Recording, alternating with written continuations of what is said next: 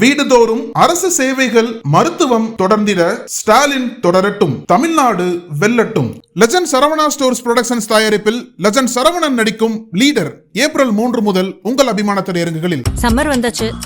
What's your plan for this holiday? எங்க கிட்ட விட்டுருங்க, நாங்க பாத்துக்கிறோம். GT Holidays, South India's #1 travel brand.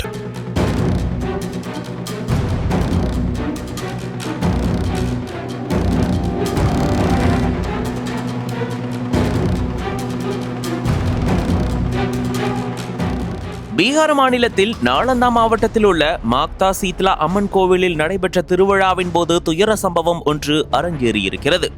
Nalanda மாவட்டத்தின் பீகார் ஷெரீப் அருகே அமைந்துள்ள இந்த மக்தா சீத்லா கோவிலின் திருவிழா பிரசித்தி பெற்றது. சைத்ரா மாதத்தின் இறுதி செவ்வாய்க்கிழமையான 31ஆம் தேதி அருகிலுள்ள பகுதிகள் மட்டுமின்றி பல்வேறு இடங்களிலிருந்தும் ஆயிரக்கணக்கான பக்தர்கள், குறிப்பாக பெண்கள், இந்த திருவிழாவில் பங்கேற்க கூடியிருந்தனர். கோவிலில் சிறப்பு பிரார்த்தனை மற்றும் பூஜைகள் நடைபெற்றுக் கொண்டிருந்த நிலையில் அதிகாலை நேரத்தில் கூட்டம் மிகுந்து தள்ளுமுள்ளு ஏற்பட்டது.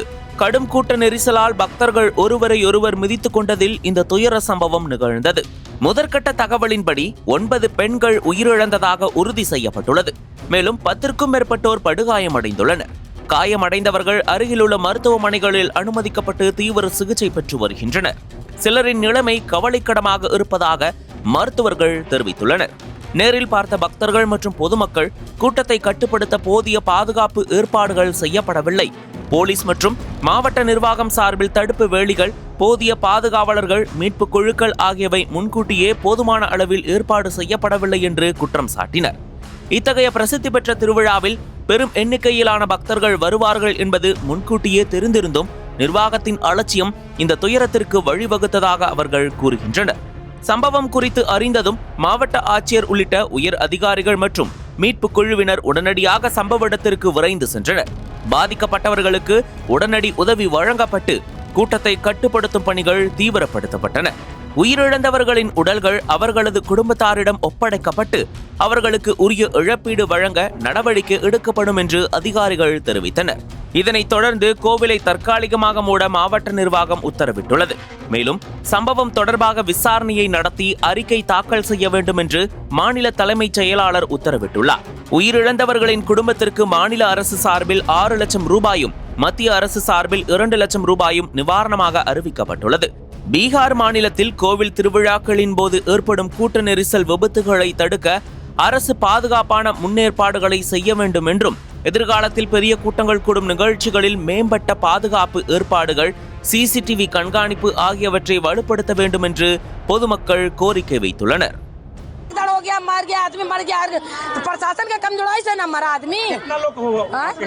5 आदमी को तो बोल रहा है, लेकिन हम नहीं देखे कि 5 आदमी है कि है, देखे नहीं, हम सुने हैं कि 5 आदमी है। सीरियस एम्बुलेंस गया है। अब भागदड़ भीड़ इतना हो गया आदमी के, एक दूसरे का जानता के देहात का कैसा रहता है, एक दूसरे पर सवाल पहले हम करेंगे, पहले हम।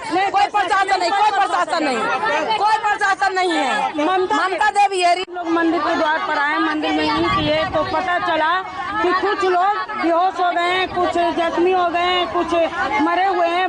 बट ऐसा अभी मरा हुआ कोई नहीं पता चला है, सिर्फ बेहोश हुआ है, उसको एम्बुलेंस में लाद कर ले जाया गया। भागदड़ क्यों मचा?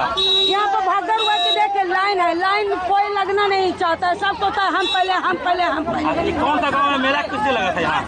ये मगरा हर मंगलवार को यहाँ मेला लगता है, शीतलाष्टमी में लगता है। அனல் பறக்கும் செய்திகளை அப்டேட் செய்து கொள்ள நக்கீரன் களத்தை இப்பவே சப்ஸ்கிரைப் பண்ணுங்க.